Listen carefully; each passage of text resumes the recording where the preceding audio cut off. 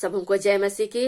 नीति वचन 4 अध्याय उसका 10 पद हमें वचन बताता है प्रियो, और यहाँ पर लिखा है कि हे मेरे पुत्र, मेरी बातें सुनकर ग्रहण कर। हालेलुया। यहाँ पर परमेश्वर बाप हमें और आपको कह रहा है कि मेरी बातें सुनकर ग्रहण कर। परमेश्वर की बातें क्या है? परमेश्वर की बातें जो बाइबल वचन में लिखी है वो है प्रियो। आज जब कभी भी हम इसकी बातों को सुनते हैं, हम अनसुनी ना करें, या किसी प्रभु के दास के माध्यम से परमेश्वर हमसे बात करता है वचन के द्वारा, हमें उसे सुनकर ग्रहण करना है। और वचन हमें चिताता है, वचन हमें सिखाता है। हम अगर गलत मार्ग में हैं तो सही मार्ग में आने के लिए हमें उत्साहित करता है। परमेश्वर हमें जीवन के हर क्षेत्र में ज्ञान और बुद्धि को देता है कि हम किन कामों को करें, किन कामों को ना करें। तो ऐसी ज्ञान से भरी बातों को परमेश्वर वचन के माध्यम से बताता है, पाप और बुराई से अलग रखने के लिए सिखाता है। तो बाइबल में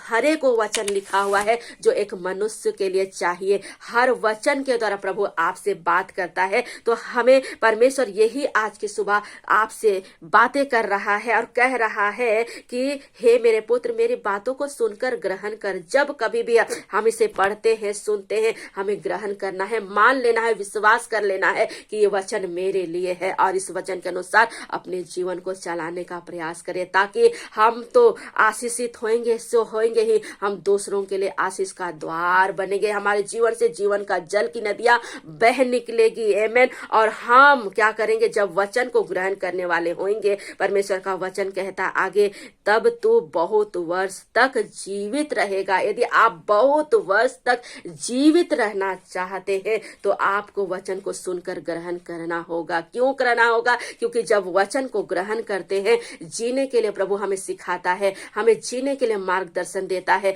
हमें परमेश्वर हर क्षेत्र में हमें प्रभावशाली बनाता है, और हम एक पवित्र लाइफ, एक ब्लेस्ड लाइफ जी पाते हैं।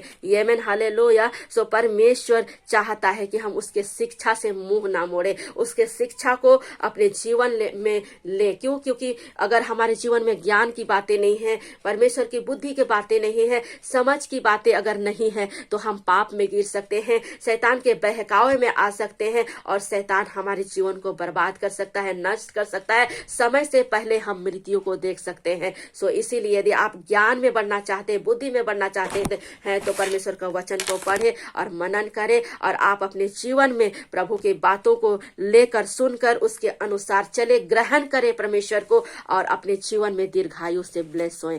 आमीन। सो परमेश्वर इन सारी बातों के द्वारा, इन वचनों के द्वारा आपको ब्लेस करे। सबों को जय मसीह की।